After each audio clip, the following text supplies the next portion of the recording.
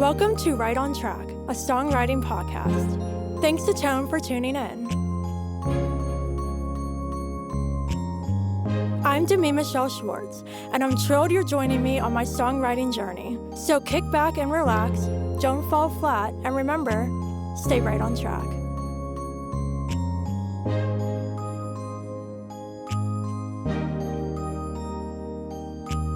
Hi friends, welcome back to Right on Track. Joining me on the show today from across the pond is Ella Clayton. Hi Ella. Hi, thanks so much for having me. You're welcome. How are you doing today? Or tonight, I should say. Tonight, yeah.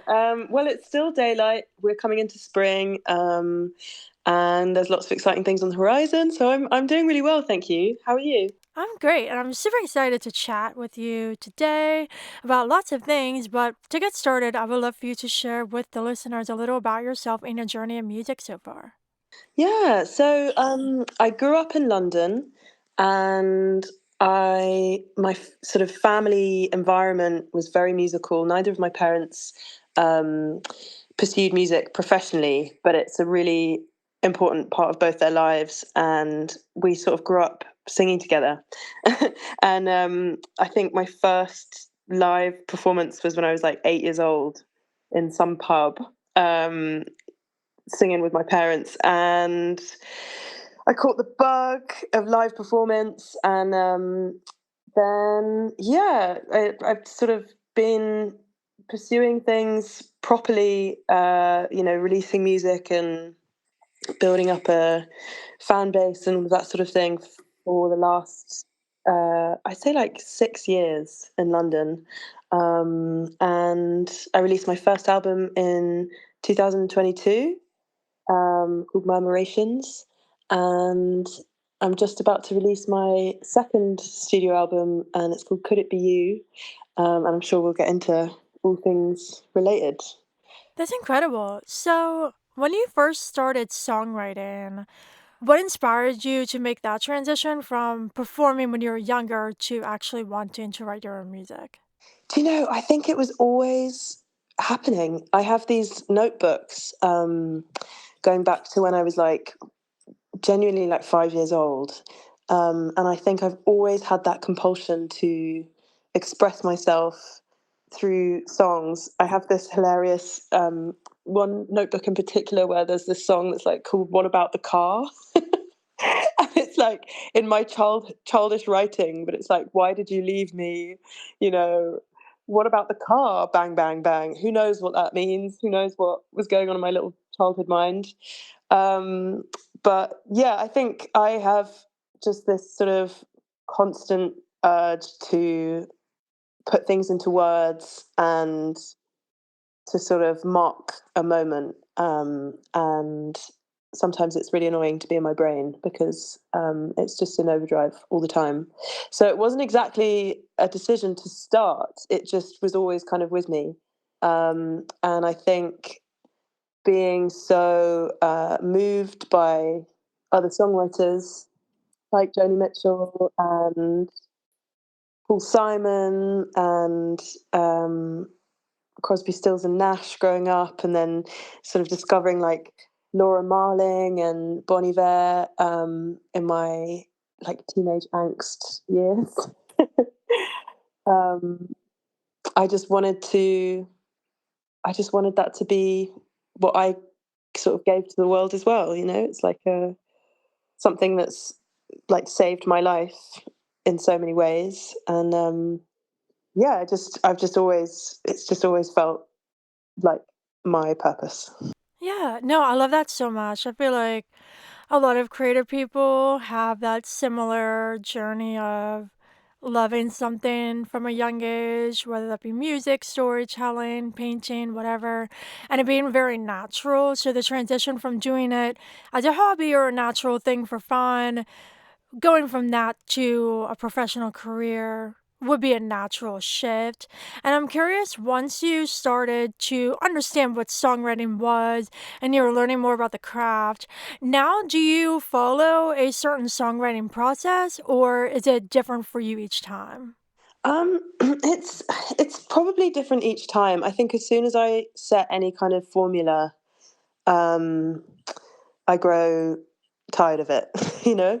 And I used to sort of say, "Oh yeah, the words come first," and because I'm sort of writing more than I'm coming up with melodies. But actually, it's just not true to say that, that's how the majority of my songs come into being. It's a very instinctive process. What I can say is there'll always be a sort of spark of inspiration, whether that's a feeling or something I'm trying to work out, like an emotion that I'm trying to uncover, or like something I overhear on the train, or it could be anything. That sort of piece of initial inspiration, and then I always have to spend some time, sometimes a long time, working out what that is like within a song. It can be a process of like distilling something over time, and there's always an element of graft in that sort of stage of it. So it doesn't always sort of flow naturally, but yeah, it's certainly like following that initial spark and then chipping away at it. Yeah, I think you and I are pretty similar because it's not like I'm actively thinking all the time, I want to write a song right now and I wonder what I could write about. It's more of like an inspiration spark from something I'm personally experiencing, something I witnessed, or something like that. So I completely relate to the inspirational spark and then seeing where it develops from there. How would you describe your sound as an artist? I think my sound as an artist is best described, or like most simply described, as soulful folk music.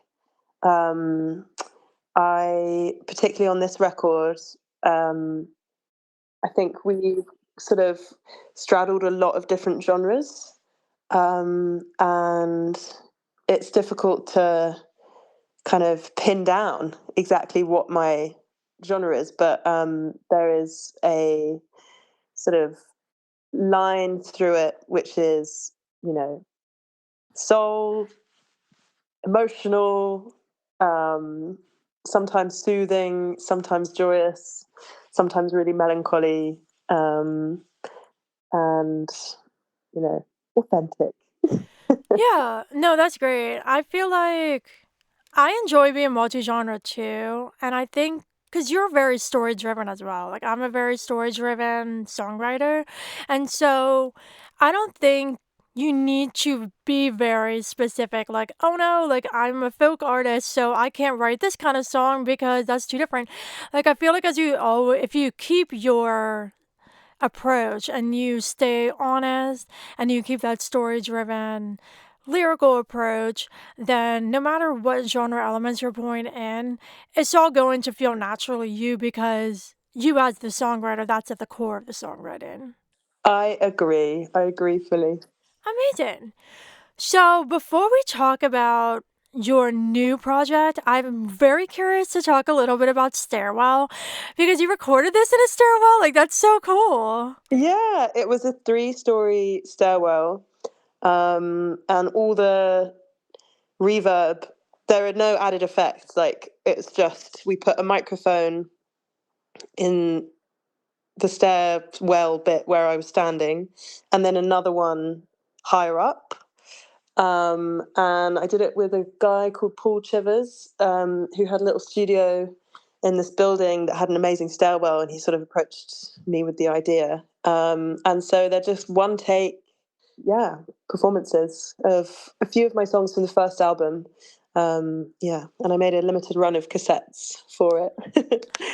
That is so cool. Like, was it any bit of distracting? Like, cause like when you're recording in a booth and stuff, like it's super quiet and you're hearing yourself through the headphones and stuff. But being in a stairwell and having, like when I record, I like my producer to put some reverb on my voice because it's hard for me to focus if it's so dry. But to be in a stairwell and hearing so much natural reverb, was that distracting at all? It did influence the way I sung. I think all of the tracks on Stairwell are quite a lot slower than uh, the studio versions. But to be honest, I reveled in it. Like we did it after hours, so in the building, people sort of use the stairwell throughout the day, and we deliberately did it when no one else was there. So I knew no one was going to walk in, or I didn't feel self-conscious in any way. And I love singing in churches and like places that are just really acoustically resonant, and it's not that often that I get to do it. So I absolutely loved that experience, to be honest. Yeah. No, it sounds so cool. Like, I remember when I was in undergrad, my university had this very, very pretty chapel, and we would have our Christmas choir concerts there. And the natural acoustics, it was so enchanting. So, like, I love that kind of stuff. Yeah, it's sort of awe-inspiring, isn't it? It's like Yeah, the music, amazing. yeah, changes its form um, in spaces like that. It's really cool. Yeah, no, absolutely. So now I would love to hear about your new project. I'm going to have you do a brief track by track where you list the songs and share what each is about. But first, as a whole, what inspired this project? Okay. Ooh, track by track. That's fun. So the general arc of the album, um, it's called "Could It Be You" because I feel like at the time, um, I was I was in a sort of place where I was looking for, I don't know, one word is validation, but I think I was just feeling quite lost and searching for like someone or something outside of myself to tell me how to live my life right, if that makes any sense. And the arc of the album is to sort of realize that, only I have the answers, really. It's within me. So it's this kind of yearning, looking outward, like, could it be you? Could it be you? Could it be you to, like, love me? And could it be you to sort of take a leap of faith with my art and support me in that way? And could it be you? Blah, blah, blah. And yeah, it's not as sort of neat as that. There are sort of flashes throughout the album of doubt and um, revelation and all these things throughout the songs. But I'd say that's, yeah, they're sort of like snapshots of my life and a period of time in my sort of early adulthood of just trying to figure stuff out, and the sort of bumps that come with that. Yeah, that's super relatable. I love that so much. And now I would love to hear more about the specifics of the album. So if you can list the track list and share what each song is about, that'd be great. Okay, sure. So the first track on the album is called Please Me. And I describe this one as a love song for people with anxious avoidant tendencies, like attachment styles.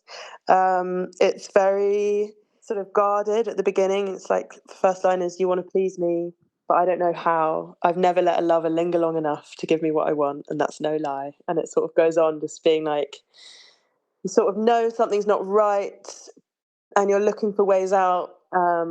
Anyway, that's the first song, and it's super soulful, and a little bit like inspired by Otis Redding, like the guitar parts and stuff like that. So it's a bit of a um, outlier in that way. And then we come to Mouth Said Money, which is a sort of rageful song that I wrote about a very brief encounter I had with a music manager who let me down, basically. And we wanted to lean into that emotion and sort of went totally like grunge pop with it, which was really fun. Um, and then the third track is Dolomites, um, which is one of my favorite tracks on the album, and full of like sort of wonky time signatures and melodyne, and has a bit of a change up at the end as well in terms of like energy and pace, and it's really cathartic to sing live. Um, the fourth track is Ripples. This is a this is a very vulnerable song for me, um, and it's sort of dealing with the aftermath of a breakup, and the whole song is built around this guitar refrain that repeats and repeats and repeats, um, and it's sort of, like ripples on a water surface. Yeah, that's ripples. And then I'm a Strangers. I wrote during lockdown, and it was just about, we were all kept indoors, and I don't know if you can relate to this, but like if I'm having a bad day and I have like a really uplifting interaction with a stranger, I just feel so much better. Like it just completely transforms my day, like restores faith in humanity. You just like, oh, things are gonna be all right.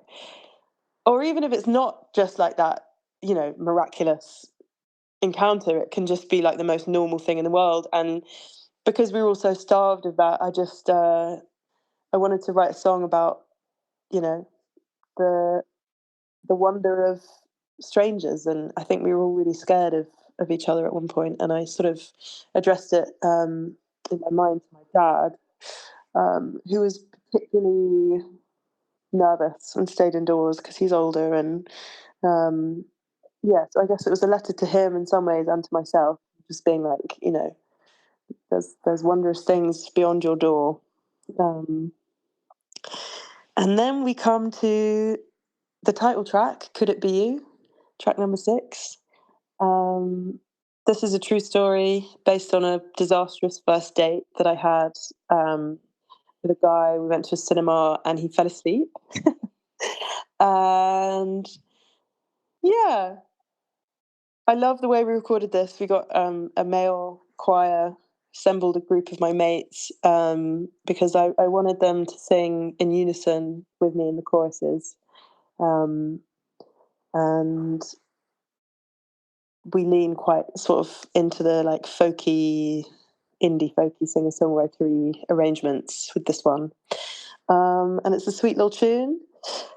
And then Rain All Day is the only track on the album that's a co-write. And there's a long story to this, but I'll give you the short version. Basically, it's a breakup song of sorts, and I was really struggling to finish it. And I had a writing session with um, Honan Ford, who is an incredible musician, songwriter, person.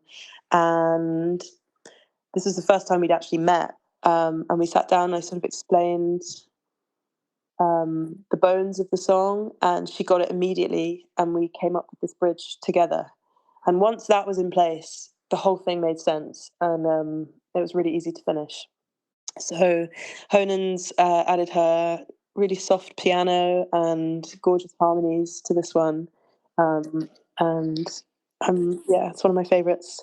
And then we have October Trip, which leans into the sort of country slide guitar, just big drums, and like big drums as in like spacious drums, and it's about a friend of mine who was really struggling with mental health, and we lived together and were really close in lots of ways. But there was so much that like I couldn't access. It felt like there was this sort of like um, impossible gap between us, and I Yeah, no. So she was going through some really hard times, and we used to trip together. We'd take magic mushrooms, and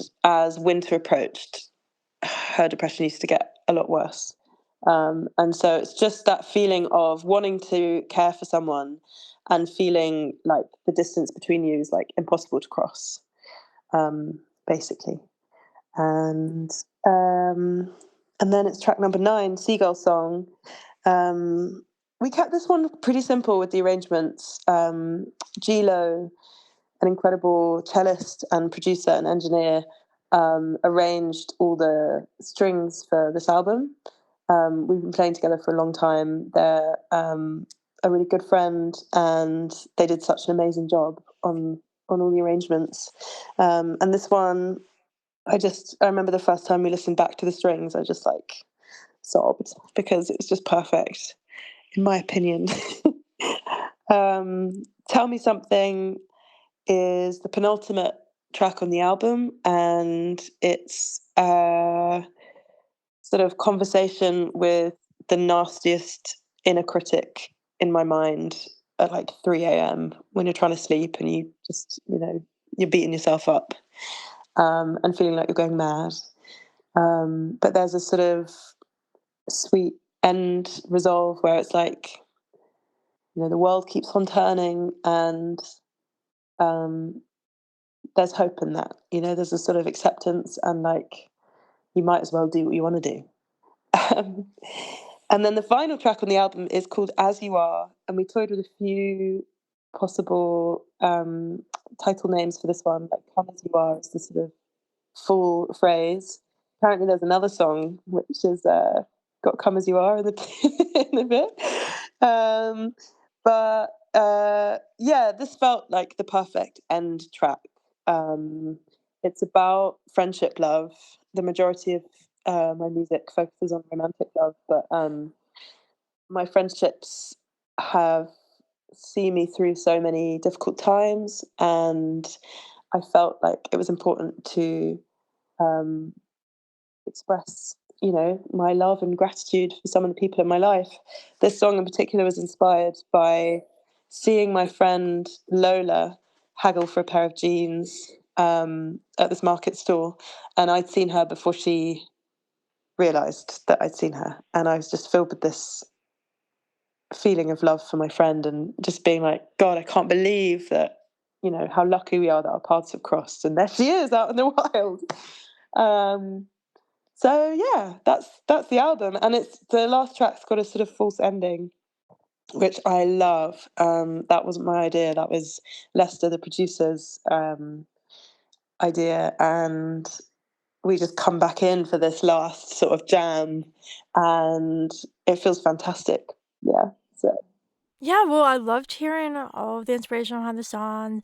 Definitely a very honest, vulnerable, emotional project. Lots of relatability in here too, which I love. I also think it's super cool how you put the title track in the middle. Was that intentional?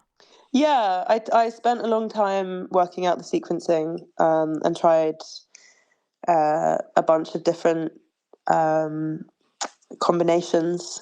And I think it's so crucial getting the sequencing right, because it's how you experience the songs, right? It changes, which, your sort of take on one song will change depending on the track you've heard before.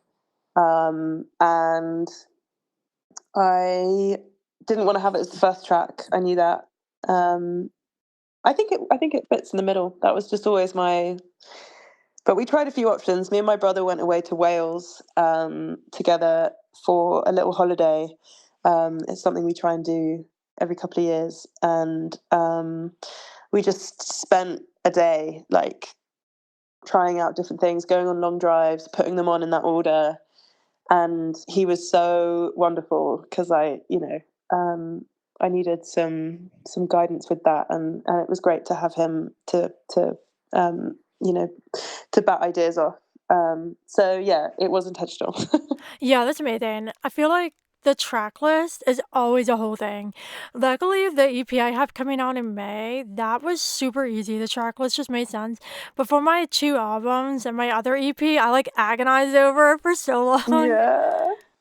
What made it easy for this upcoming EP? Yeah, it was super easy. It's like a fairy tale inspired. It's tragic fairy tale, and it just made sense with like the opening track. The opening two are very like self-empowering, and then it kind of shifts into longing for a relationship, and then into like a relationship that's slipping away, and then the last track is called Happy Never After, which is like the opposite of a happy for her to end in. So it just made sense for the story, luckily, because with my other ones, it was hard. Yeah, that's super cool. I'd love to hear that. Yeah.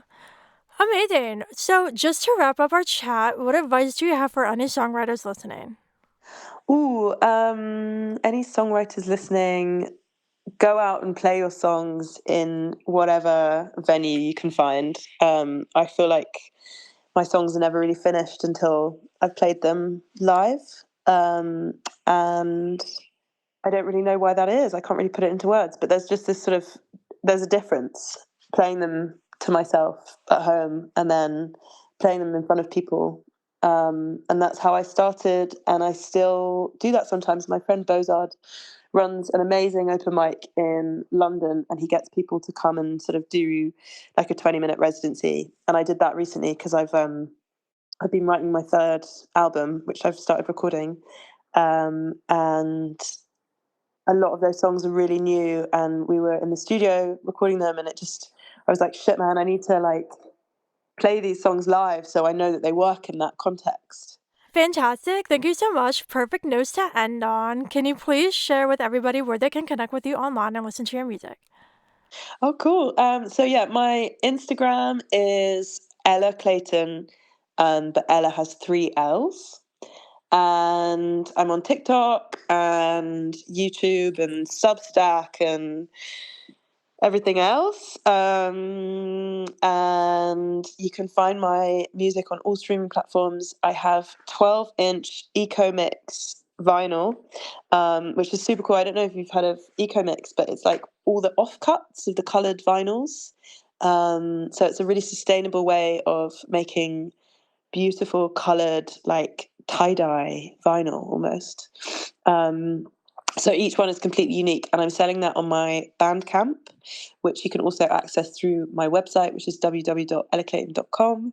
And I've got a gig coming up in London on the 28th of May, which is the biggest headline I've ever done. I don't know if any of your listeners will be in the UK around then, but if so, please come to that and say hello after. And yeah. Perfect. Amazing. Well, thank you so much for joining me.